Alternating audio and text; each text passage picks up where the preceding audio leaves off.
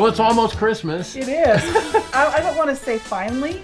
Finally. But it's been a struggle this year to get ready for Christmas. Well, we always look forward to Christmas, but this year we're kind of laid up. Both of us. Both of us. So we're sitting here watching Toyman on TV. Right, and that works. And reminiscing about all the fun we've had for the last summer and the whole last year since the last Christmas show. No kidding, yeah. And wow, we've done a lot. Yeah. So check this out. Everything from last year and a couple of tidbits from stuff upcoming. Yes. Well, being Christmas, of course, we started by doing some Christmas shopping. Yes, we did. In spite of being kind of damaged, both of us, we managed to get some shopping done. Having a cart to lean on helps. It does. But we were actually all over the store. We were doing the usual Christmas shopping. It was a good deal of fun. Well, one of the places that we ended up at was Joann's Craft, right? It's a craft. Anyway, what blew me away is they have 3D printers. They're like all over now. They're so common now. I mean, the first time I saw one of the, Don built one and smoke was coming out of it and it'd run for 2 minutes and then catch fire. They have two different brands here, Polaroid and Sculpty something or other. But they have all of the parts and bits and the PLA wire, everything for doing 3D printing. I was flabbergasted, and for just a few $100. And what I especially didn't expect to see in here is a laser cutter. Oh, for wood. For wood and plastic. Good. Now, this is more like a few $1,000, $500 off right now.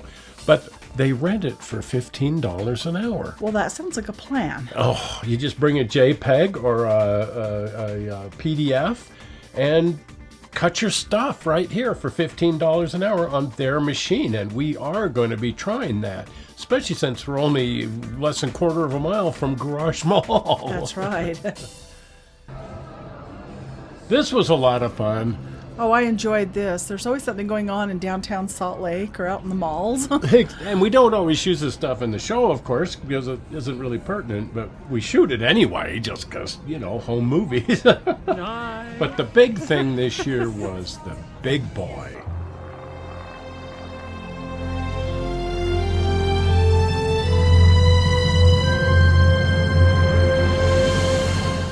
We chased this in May when it came for the 150th anniversary of the Golden Spike. It was brand new, just barely finished.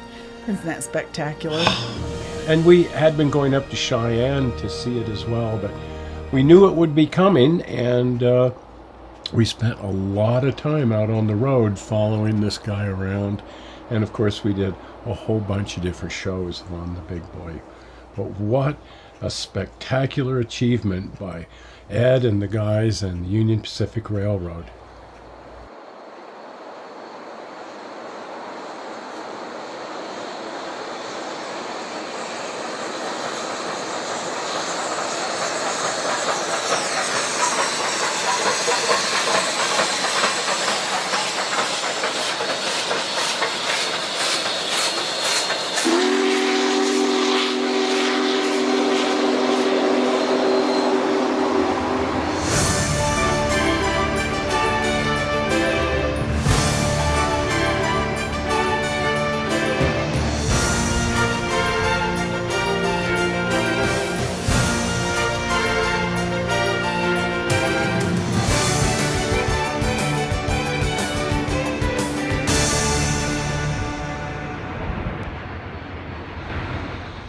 We're actually planning to do more shows on the Big Boy because, well, frankly, we have a lot more footage than we used. Right. And we have a lot of restoration footage while they were rebuilding this in Cheyenne. And the plan now is to go through all of the footage going all the way back to Pomona when they pulled it out of the fairgrounds and put together a series of Big Boy films documenting the reconstruction and the rollout of this incredible locomotive. But it was sure incredible to follow this locomotive around, especially the trip in May where thousands of people had come from all over the world to see this incredible locomotive. What a restoration.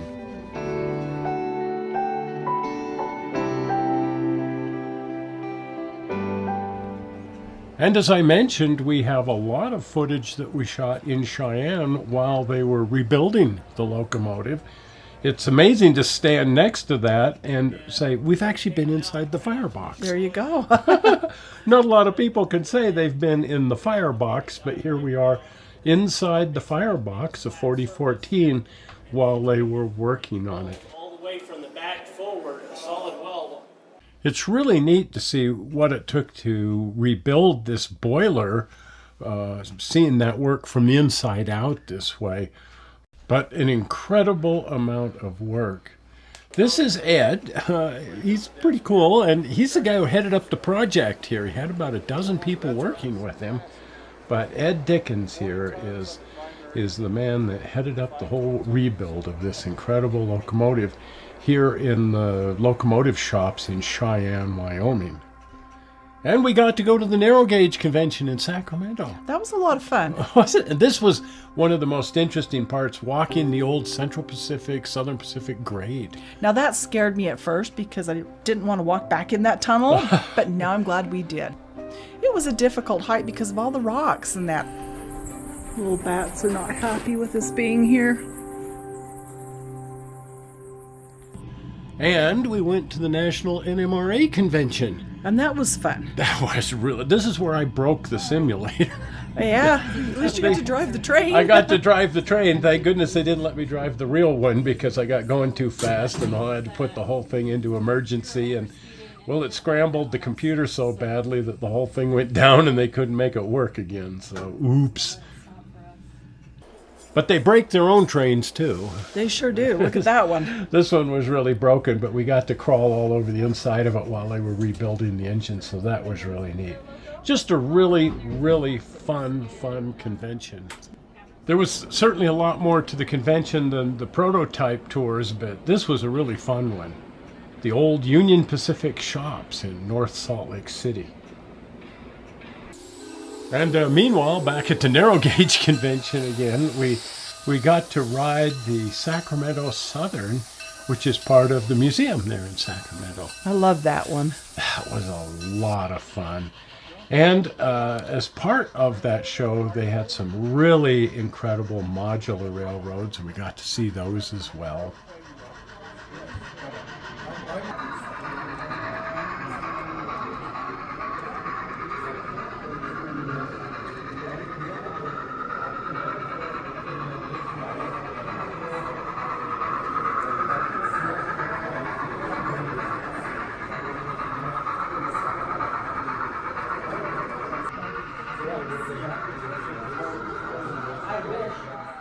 This is the modular railroad of those guys from Arizona, Scottsdale area.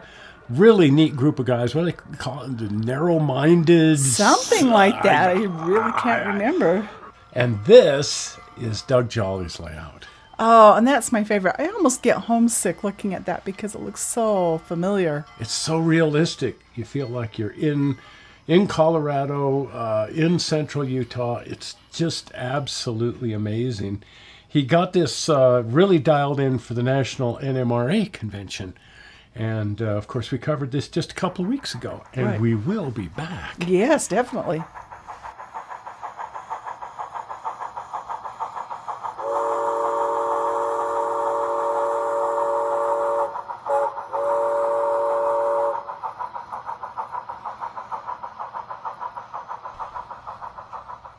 And, of course, as always, Steve's Railroad. Yes, and they're different. They're both cool and yet so different. Steve's work is so uniquely Steve, and we were covering him building the railroad for years, and then he tore it down, and now we're covering his rebuilding of the railroad. And this was just last week's show. But already, in just a week, it's changed substantially since we were here. Right. And we could go over there and shoot a whole nother show, and we will, because it has actually changed that much just since we were over there last week. Steve is so fast. Yes.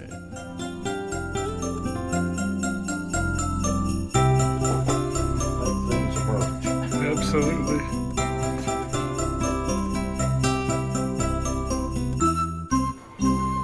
And there's a bunch of layouts we haven't shown you guys yet. I like this one. This way, we went down to St. George. There was a train show in St. George, and we haven't shown you any of the St. George footage, so we'll be getting to that. This is the Sacramento Northern. Yes. Wow, that is just an incredible model railroad in Proto 48. Yes.